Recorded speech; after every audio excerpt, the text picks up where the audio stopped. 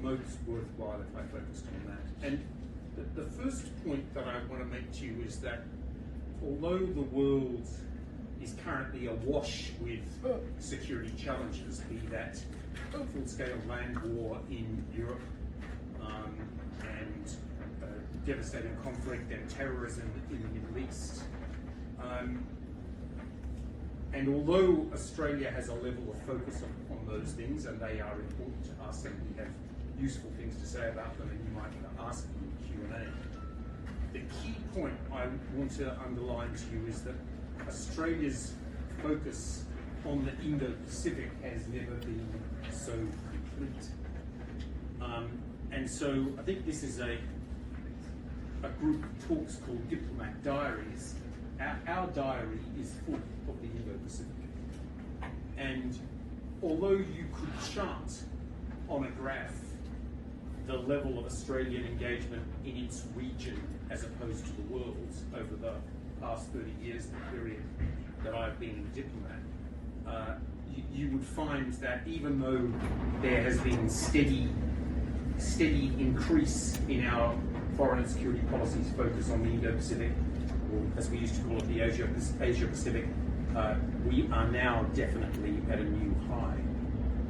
So what is it that has changed this? There's something that's the same.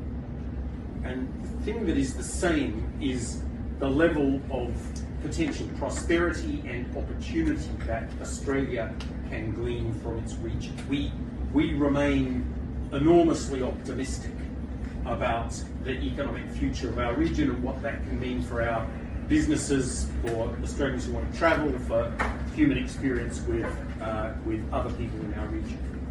But what has changed is the very substantially increased level of strategic risk. And so now we live in a region which is clearly experiencing superpower competition. We see boundary disputes intensifying. Close encounters between our militaries in flashpoints are increasing. As a direct result, I think, of superpower tension, we are seeing rules and norms being twisted and bent and occasionally broken. The risks of a cataclysmic conflict have increased, while measures for maintaining peace and security are not keeping pace with the rise in risk. So, all in all, from the perspective of my country, that is the most challenging set of security dynamics that we have faced in 2 generations. And as part of it, we see that China is undertaking the biggest military build-up that the world has seen since World War II. And that military build-up is happening without transparency or without strategic reassurance. China has had territorial disputes on many of its boundaries for a long time, but the way in which it is managing those can now be described as forceful.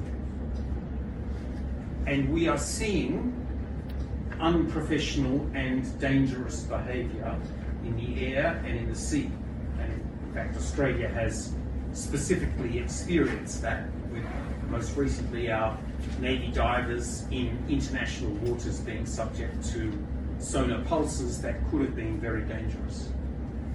China is also undertaking very frequent military exercises in the Taiwan Strait.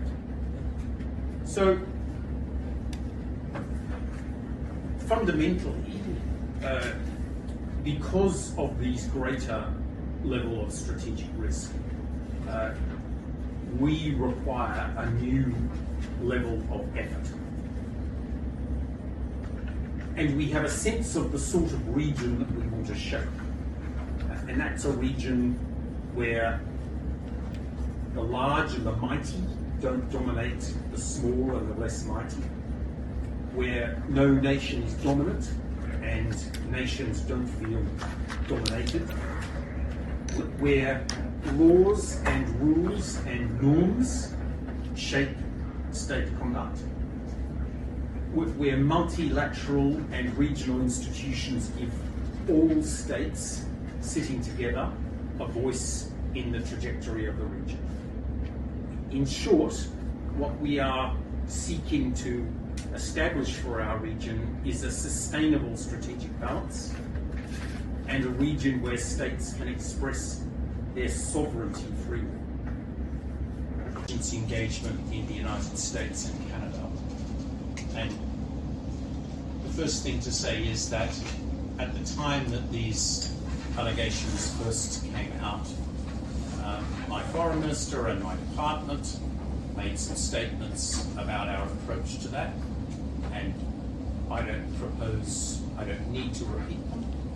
They remain online on the website. Look at them yourselves. We haven't changed our view about that. The rule of law and sovereignty are vitally important for a country like Australia. We have, as today's talk has, I hope, identified, a very prospective bilateral relationship with India. And I've said that India is an indispensable part of the balancing equation for Australia. I've said that the trajectory of your economy is something that many of our firms and our governments and our want to be closely involved in. And I haven't said it harsh, but there's a third driver here, and that's the now nearly 1 million people of Indian origin who live in Australia, nearly 4% of our population. Question first. I'm not going to comment on intelligence matters. That's a long-run Australian imperative in the way in which we talk in public. We don't talk about intelligence matters, and I've already answered in relation to the allegations from the United States and Canada. I've already given an answer to that question.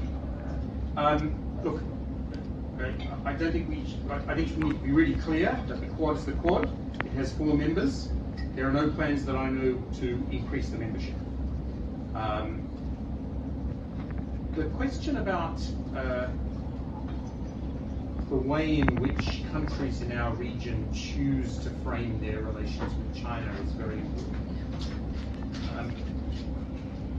In my talk, I used the term sovereignty a lot. And for us, it's very important that states in our region have the opportunity to make sovereign choices about their own destinies in ways that are uncoerced and without undue influence for others. So it's for the leaders of those countries, especially those that are democratic,